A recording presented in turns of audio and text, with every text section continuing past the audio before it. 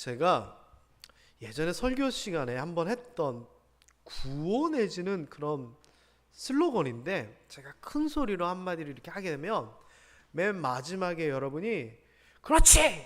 한마디만 큰 소리로 해주시면 됩니다. 제가 어떻게 할 거냐면은 이렇게 손을 막 한 다음에 손을 딱 내리면 이제 끝나는 겁니다. 해볼게요. 그렇지, 잘 하셔야 됩니다. 연습. 이 손만 내리면 그렇지 하는 겁니다.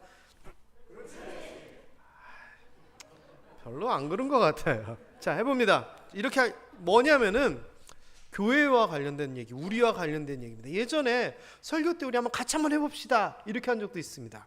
자, 뭐냐, 중요한 내용입니다. 교회가 교회다워야 교회지, 교회가 세상 같으면 교회냐? 다시 해볼게요. 좀 솔직히 소리가 좀 작아요. 중간에 그렇지 아니에요. 장로, 제가 손 내리면 하는 거예요. 중요한 내용입니다. 교회가 교회다워야 교회지, 교회가 세상 같으면 교회냐? 그렇죠. 그렇죠, 진짜. 교회가 교회다워야지, 세상 같으면 그게 교회입니까? 그런데 우리가 세상같이 살잖아요. 교회답지 못하잖아요. 가슴 아픈 것 같습니다. 세상 사람들이 보기에는 교회가 어떤 모습을 가져야 되는가, 또 우리가 스스로 생각하기에 교회는 어떠해야 되는가 잘 압니다. 그런데 우리가 그걸 잘 못하고 있어요. 그래서 오늘은 교회답기 위한, 또 우리가 성도답기 위한 것에 대한 이야기입니다. 사랑의 빛이라고, 빛이라고 얘기를 했는데 이게 발음을 잘해야 돼요. 사랑의 빛이라고 하면 반짝반짝 빛이 되고, 사랑의 빛이라고 얘기하면 머리를 빗는 빛이 되고, 사랑의 빛이라고 해야지 빛이 되는 겁니다. 자, 학교 유리창을 깬 아들이 있었습니다. 그래서 학교에서 아들이 급하게 연락이 온 겁니다. 아버지, 제가 점심시간에 공 갖고 놀다가 학교 유리창을 깼는데 유리창 값이 5만 원이래요. 제 한 달 용돈이 3만 원인데 이거 어떡해요? 막 그러는 거예요. 그래서 아버지가 어떡합니까? 참고로 저희 아들내미 얘기는 아닙니다. 우리 아들, 딸 이런 거 예민하더라고요. 그래서 그 아버지가 걱정하지 말라고, 내가 아버지인데 5만 원 괜찮다고, 아빠가 다 알아서 해줄 테니까 염려하지 말라고 그렇게 해서 뒷마무리를 해줬어요. 그리고 이제 며칠 있다가 아들이 아버지한테로 뭘 하나 들고 와요. 보니까 돈 10,000원이에요. 그러면서 하는 얘기가, 아버지, 제가 5만 원 유리 깼는데 아버지가 갚아주셨는데 제가 용돈이 얼마 안 돼가지고 남은 게 10,000원밖에 없어서 이거 가지고 왔어요. 갚으러 가지고 왔어요. 그러는 거예요. 그 아버지가 10,000원 받을까요? 안 받을까요? 안 받죠. 그러면서 이걸 아버지가 당연히 해주는 거지, 염려하지 말고 그 10,000원? 이거 아버지한테 주지 말고 나중에 동생이랑 학교 갔다 오면서 맛있는 거 사 먹어. 오히려 이렇게 기분 좋게 아들에게 그 10,000원을 돌려보냈습니다.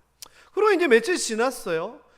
학교 앞을 지나가다 보니까 아들 형제가 학교 앞 분식집 앞에서 같이 서 있는 거예요. 그래서 이제 생각이 들기를, 며칠 전에 10,000원짜리 하나 갖고 왔길래 동생하고 사 먹으라고 그렇게 했더니 사 먹는 보다 하면서 흐뭇해가지고 조심조심 그 뒤로 가서 보는데 대화의 내용이 이렇습니다.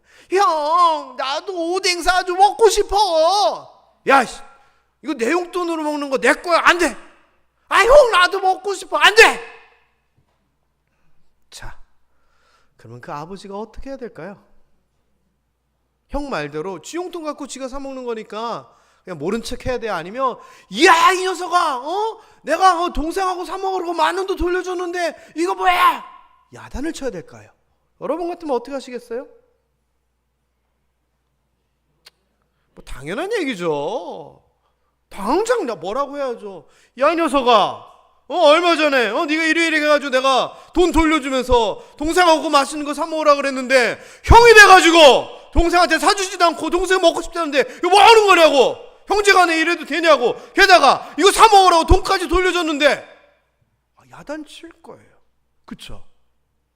그런데 이게 우리 얘기입니다. 우리 얘기예요. 그 이야기를 오늘 좀 풀어나가려고 합니다.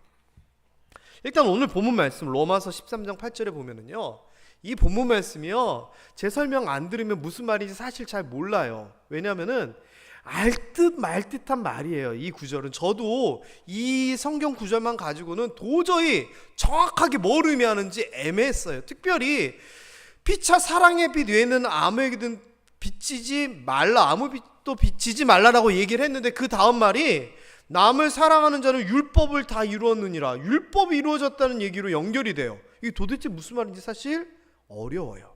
자, 일단 노란 글씨만 한번 읽어봅니다. 시작. 아무에게든지 아무 빚도 지지 말라. 와, 어려운 얘기입니다. 대한민국에 빚 없이 사는 사람이 많을까요? 빚 지고 사는 사람이 많을까요? 절대 다수로 은행 빚이건 무슨 빚이건 빚 지고 삽니다. 하다못해 여러분 아무 생각 없이 카드 이렇게 쓰시잖아요.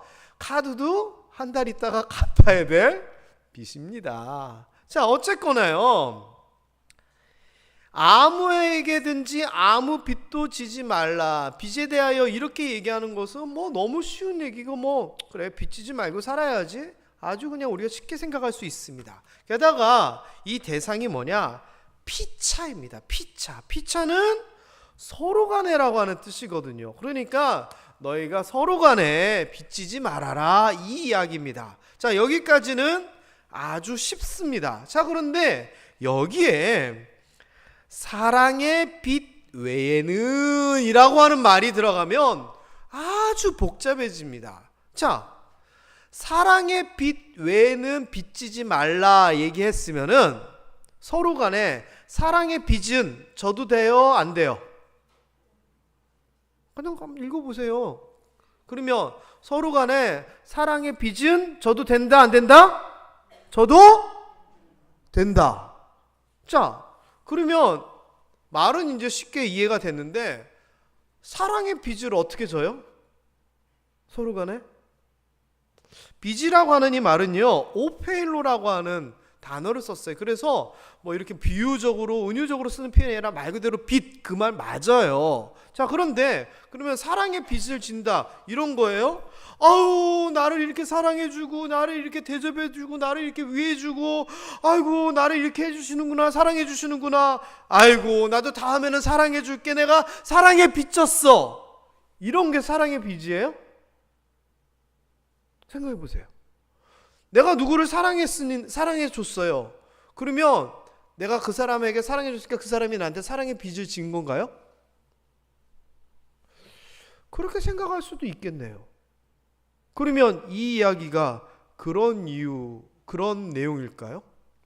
저도요, 사실은 좀 쉽게 이 본문을 접근을 했어요. 왜냐하면 우리가 사랑의 빚을 지지 말고 삽시다, 남한테 신세 지지 맙시다, 뭐 이런 내용으로 생각을 했는데, 아니 읽다 보니까 그게 아닌 거예요. 그래서 저는 성경을 읽다가 막히면은 어떻게 하느냐, 다른 번역 성경들을 찾아봅니다. 그랬더니 공동 번역이라고 하는 성경에서 너무 잘 풀어가지고 설명을 한 거예요. 자, 이 내용은 뭐냐, 바로 이런 내용입니다. 다 같이 한번 읽어볼까요? 남에게 해야 할 의무를 다하십시오. 그러나 아무리 해도 다할 수 없는 의무가 한 가지 있습니다. 그것은 사랑의 의무입니다. 자, 이 말이 뭐냐, 빚이라고 하는 게 갚아야 되는 거잖아요. 그래서 의무 책무라고 하는 의미로 지금 설명을 한 거예요. 그래서 남에게 내가 갚아야 될 것이 있고, 갚아서 그냥 없애버려야 되는데, 빚을 아무리 갚아도 갚을 수 없는 빚이 있다라는 겁니다. 그게 뭐냐? 사랑의 빚이라는 겁니다. 무슨 말인지 이해가 되셨죠? 우리가 빚이 없어야 돼 하면서 가지고 있는 빚은 갚을 수 없는 사랑의 빚밖에 없고, 나머지는 빚지지 말자, 그 이야기를 하는 거예요. 자, 그렇다면 사실 더 어려워져요. 사랑의 빚을 서로가 졌어요. 그런데 도저히 갚을 수 없다는 수준의 사랑의 빚은 어느 정도예요? 여러분, 서로 간에 사랑의 빚을 졌다고 쳐요. 그런데 어느 정도 빚을 지면은 못 갚을까요?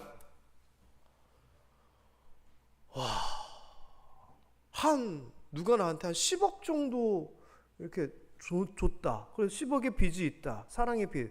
그러면 얼마면 갚을 수 있어요? 말 그대로 10억. 누가 나를 위해서 40일 금식 기도를 해줬어요. 빚이에요. 그럼 나도 해줘야 되겠다. 며칠 금식 기도 해주면 돼요? 40일 금식 기도 해주면 돼요. 그런데 아니 의무를 다하라고 하면서 도저히 갚을 수 없는, 도저히 감당할 수 없는 의무가 있다. 그게 사랑의 의무다.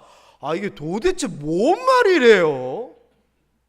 생각하면 더 복잡해져요. 여러분, 이거 진짜 무슨 말인지 정확하게 설명하실 수 있는 분 계실까요? 많이 계시면 제가 다음 주 설교하실 수 있도록 강대상 비워드릴게요. 이만큼 이 말은요, 여러 가지 것들을 이 선의에 먼저 알고 생각을 해야지 받아들일 수 있는 거예요. 자, 일단 기본 전제는 이거예요. 우리가 빚, 의무가 있어요. 근데 사실 여기에서 말하는 빚과 의무는 서로 간에 대한 이야기로 얘기했지만 누구한테 있는 거냐? 하나님에게 있어요. 그 이야기를 하고 있어요. 요한일서 4장 9절 10절 한번 읽어볼까요? 시작. 하나님의 사랑이 우리에게 이렇게 나타난 바 되었으니 하나님이 자기의 독생자를 세상에 보내심은 그로 말미암아 우리를 살리려 하심이라. 사랑은 여기 있으니 우리가 하나님을 사랑한 것이 아니요 하나님이 우리를 사랑하사 우리 죄를 속하기 위하여 화목 제물로 그 아들을 보내셨음이라. 자, 여기에서 보면은 사랑의 빚이 있는데 그게 뭐냐? 하나님께서 사랑으로 우리에게 어떻게 해주셨냐? 사랑이 여기 있다. 우리가 하나님을 사랑한 것이 아니라 하나님이 우리를 사랑하셨는데 어떻게 사랑하셨냐? 자기의 독생자를 세상에 보내어 화목제물로 삼아서 우리를 살리셨다라고 하는 겁니다. 다시 얘기하면은 우리가 하나님께 빚이 있어요. 어떤 빚? 생명의 빚, 구원의 빚이 있다는 거예요. 그런데 하나님께서 우리를 살리기 위하여 우리에게 생명을 주시기 위해서 어떻게 하셨느냐?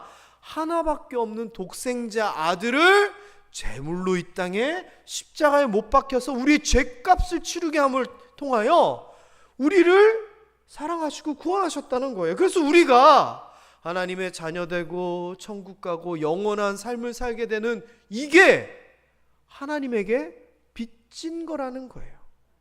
이게 우리의 빚과 의무예요. 그런데 여러분, 하나님께서 이렇게 하나밖에 없는 아들을 보내서 우리를 구원해 주셨는데 이게 빚이고 이게 우리가 갚아야 될 의무라면 우리가 갚을 수 있어요? 어떤 수준이면 갚을 수 있어요? 어떤 수준이면 우리가 천국을 얻고 어떻게 보상을 하면 예수 그리스도를 화목제물이 아니라 하나님으로 다시 되돌리고 그 고통을 안 겪게 하고 어떻게 하면 우리가 구원받을 수 있어요? 돈으로 치면 불가능해요. 그러니 아까 말한 의무, 하나님께서 우리에게 사랑해 주신 그 사랑에 대한 의무, 갚아야 될 의무는 도저히 갚을 수 없다라고 얘기를 합니다. 그래서 좀 정리를 하면 우리의 사랑의 빚은 하나님께 있는 거고 그 빚은 우리 수준으로는 도저히 갚을 수 없다라는 거예요. 제가 아주 좋아하는 복음송이 있습니다. 우리 박종호 씨가 부른 하나님의 은혜라고 하는 곡이에요. 제가 이 곡은 나중에 아주 연습을 많이 해서 한번 특송을 한번 하고 싶어요. 근데 곡이 사실은 너무 어렵고 훌륭한 곡이어서 제가 자신이 없어서 못하고 있는데 중간에 이런 가사로서 노래가 나와요.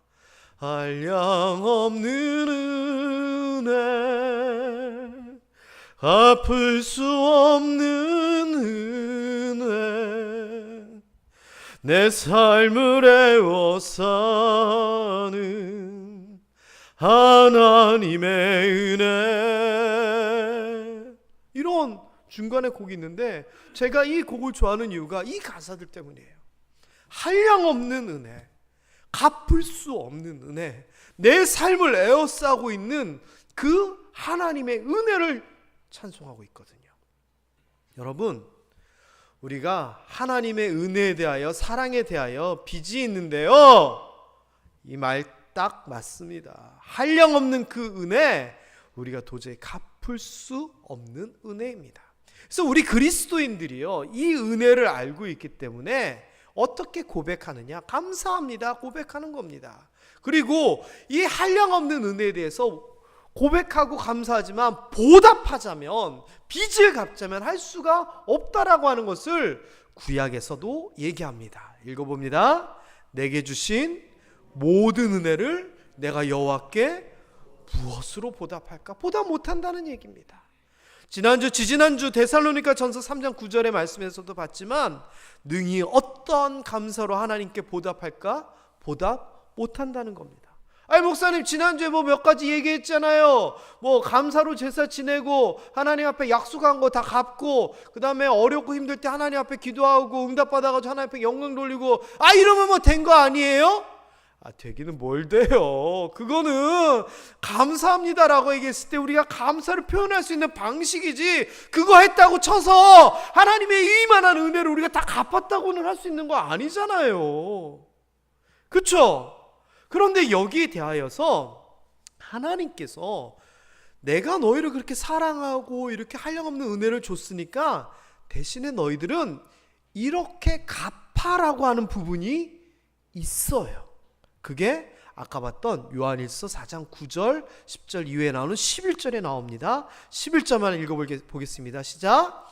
사랑하는 자들아, 하나님이 이같이 우리를 사랑하셨은즉 우리도 서로 사랑하는 것이 마땅하도다. 여기에서 마땅하다라고 하는 말이 바로 아까 사랑의 빛 이야기할 때 나왔던 오페일로 빛이다, 그 단어입니다. 이 말이 뭡니까? 내가 너희를 사랑했듯이 너희도 서로 사랑하는 것이 마땅히 너희가 짊어진 빚이고 의무이다 라는 겁니다.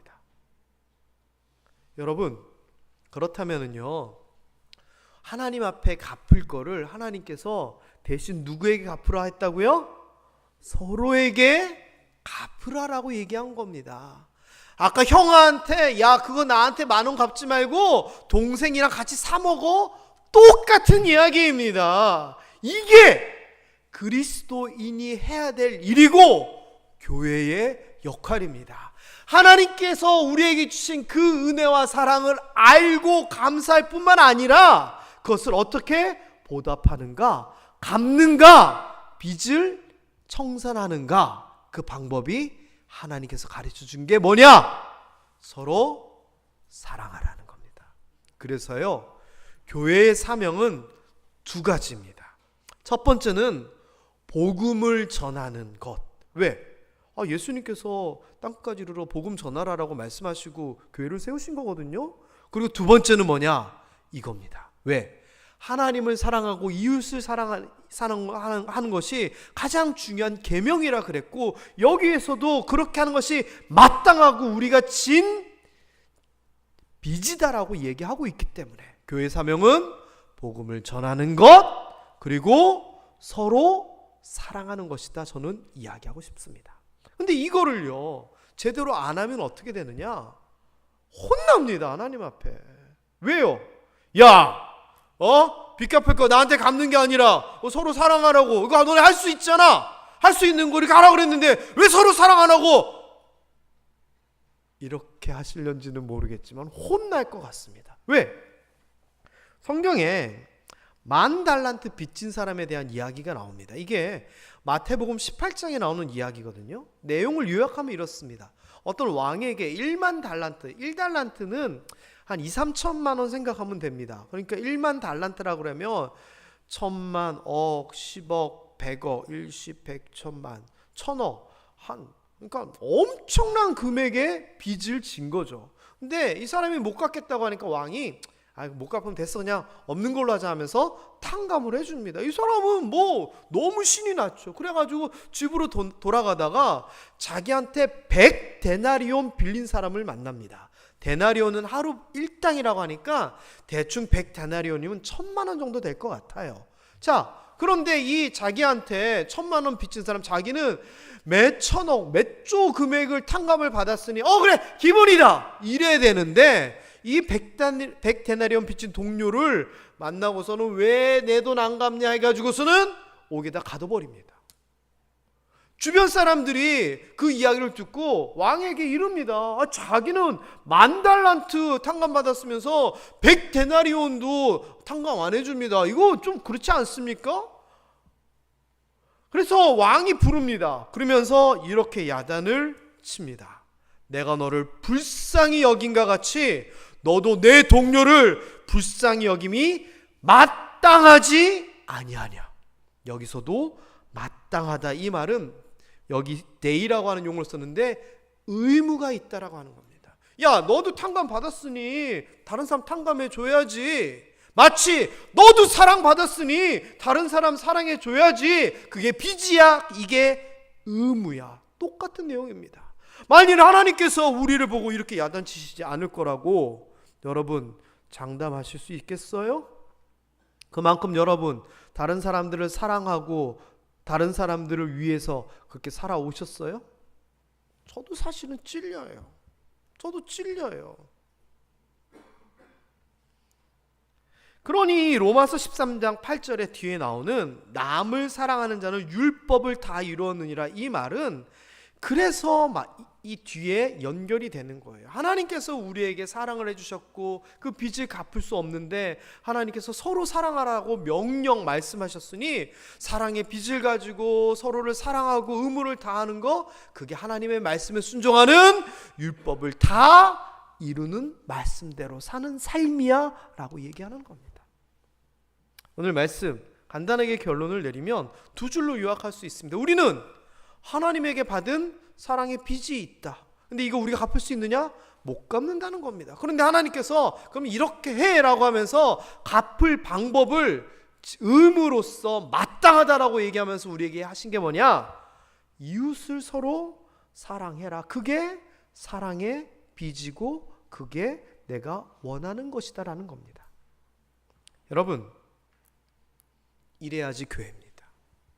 교회가 이웃을 사랑하지 아니하고 섬기지 아니하면 세상하고 똑같습니다. 다시 한번 해볼까요? 교회가 교회다워야 교회지, 교회가 세상하고 똑같으면 교회냐? 아이 진짜 아까 실컷 연습하고서는 교회가 교회다워야 교회지, 교회가 세상 같으면 교회냐? 그렇죠. 왜? 하나님께서 그렇게 하라고 하셨으니까. 우리가 하나님 앞에 빚 갚아야 되는데 대신 이웃에게 사랑으로 빚 갚으라고 하니까 그걸 해야지 교회지. 그거 안 하면 세상 사람들하고 똑같은 거죠. 우리 모함교회 하나님에게 진 사랑의 빚을 이웃을 사랑함을 통하여서 다 갚아서 하나님께서 말하는 마땅하다, 의무다라고 하는 거 다 온전히 이루실 수 있게 되기를 주님의 이름으로 축원합니다. 11월 넷째 주는 이웃사랑 헌금에 대하여 시작하는 주간입니다. 계속 그렇게 해왔더라고요. 그 전에는 제가 사실 이렇게 얘기를 했었습니다. 여러분은 사실 어떻게 보면은 좀 마음을 이렇게 좀 움직일 수 있도록 이렇게 부탁하는 분위기였어요. 이웃을 사랑해야 됩니다. 이게 하나님께서 원하시는 겁니다. 그리고 이웃을 사랑하면 하나님께서 이렇게 복 주십니다. 이렇게 얘기했는데 오늘은 그런 분위기 아닙니다. 여러분, 이건 우리의 의무이고 마땅한 바라고 하나님께서 얘기한 겁니다. 우리가 사랑의 빚을 지고 사는데 이거 갚으라는 겁니다. 그래서 저 여러분 이번에는요 당당하게 여러분에게 좀 얘기합니다. 오늘 새로 오신 분이 계셔서 좀 죄송한 마음이 있지만 이웃사랑 헌금 동참하십시오. 동참하셔야 됩니다. 그게 하나님의 사랑에 대하여서 갚는 일입니다. 그리고 작년, 재작년, 재재작년 계속 얘기했지만 우리가 남을 사랑하고 남을 도우면 성경에서 뭐라고 얘기합니까? 하나님께서 야, 그거 내가 빚진 거야. 오히려 하나님이 빚졌다라고 얘기한다 그랬습니다. 이웃을 사랑하고 섬기면 하나님께서 우리에게 복을 주신다라고 얘기합니다. 그러니 제가 얘기 안 할 수가 있나요? 여러분이 복 받는 거고 여러분이 사랑의 빚을 해결하는 건데. 여러분, 작년에도요 저희가 이렇게 이웃사랑 헌금을 걷어서 우리 지역의 어려운 분들 50분에게 귀하게 사랑의 선물 박스 만들어서 전해드렸어요. 우리 김태일 목사님, 우리 김신혜 권사님 사이되는 김태일 목사님이 있는 국제 기아 대책과 연결을 해서 우리 교회에서 5만 원짜리 상자를 하나를 만든다고 하면은 23만 원어치 물건을 넣어서 거기서 만들어 줬어요. 그래서 작년에 가가지고 다 우리 모암동 자산동 그 통마다 필요한 분들에게 다 이렇게 하나씩 다 드렸어요. 그리고 기억나세요? 시청에다가 우리 유종 집사님 통해서 생필품 3천만 원어치 받아서 우리가 기증했잖아요. 그리고 여러분이 낸 장학 헌금들을 통하여 서울신대에다가도 발전기금 냈지요, 장학금 냈지요, 우리 자녀들에게도 이렇게 나눠줬지요. 생각해보면 작년에도 우리 모함교회 교회다운 일들 많이 했습니다. 올해도 여러분이 적극 동참해 주시기를 바랍니다. 여러분이 복받는 길이고 여러분이 하나님 앞에서 당당히 설 수 있게 되는 방법입니다. 그리고 우리 교회가 교회답다라고 사람들에게 인정받는 일입니다. 작년에 시청에 들어가서 전달을 했어요. 그랬더니 저희는 조용히 전달하고 끝내려고 했더니 시청에서 안 된대요. 그래가지고 시장님하고 약속 잡고 들어갔더니 이렇게 쫙 자리 만들고 직원들 다 따라와가지고 뭐 얘기하고 사진 찍고 전달식 하고 저는 좀 번거로웠어요. 그런데 그 시장님이 하는 얘기가 두 가지 얘기가 기억이 나요. 첫 번째는 모함교회에서 이렇게 좋은 일을 하는 걸 알려야 된다는 거예요. 그래서 자기네들 일부러 이렇게 사진도 찍고 보도자료도 내겠대요. 그리고 두 번째는 나중에 나올 때 하는 얘기가 시장님이 이 얘기를 하더라고요. 모든 교회가 모함교회 같았으면 좋겠습니다. 저는 그래서 그때 너무나 마음이 뿌듯했어요. 아, 우리 모함교회가 적게나마 이렇게 사회의 인정을 받아가고 있구나. 그리고 제가 온 지가 2014년에 왔는데 그때부터 우리 정말 좋은 일 많이 했잖아요. 연탄 만장 나눠주고 또 이불 사가지고 다 나눠주고 그런 일들을 계속 해왔거든요. 올해도 우리 잘했으면 좋겠습니다. 잘했으면 좋겠습니다. 이 이웃사랑 헌금은 거액을 내는 이게 중요한 게 아니라 우리 모함교회 성도들이 마음을 모아서 함께 이웃을 사랑한다는 게 의미가 있는 일입니다. 그래서 여러분 동참해 주시기 바랍니다. 이거는 하나님 앞에 빚을 갚는 일이고 우리가 마땅히 해야 될 의무이고 또 이것을 통하여 우리에게 하나님께서 복 주신다고 약속하신 축복의 통로가 되는 귀한 계기입니다. 우리 모함교회가 코로나 기간에도 재정이 어렵지 않았습니다. 저는 그 이유를 이렇게 생각합니다. 우리가 하나님을 향해서 이웃을 향해서 섬겼기 때문에 우리의 재정을 부족하지 않게 하신다. 저는 이게 확실하다 생각합니다. 올해도 여러분을 통하여 좋은 일 많이 했으면 좋겠고 특별히 내가 받은 사랑의 빚을 갚아야겠다 이 마음으로 귀하게 여러분들께서 동참해 주시면 아직 뭐 사실 시나 우리 주민센터에서 뭐 이렇게 합시다라고 제가 최상동 권사님을 통해 가지고 이렇게 뭐가 필요합니까 말씀은 전해놨는데 아직 권사님 아직 답변은 안 왔죠? 예, 답변이 오는 대로 거기에 맞춰서 올해도 잘 준비하도록 하겠습니다. 여러분 적극적으로 관심 가져주시고 협력해주시고 또 교회가 교회답도록 우리 모함교회가 교회다운 교회로서 사회에 선한 영향을 끼칠 수 있도록 여러분들께서 꼭 기도해 주시기를 부탁드립니다. 기도하겠습니다.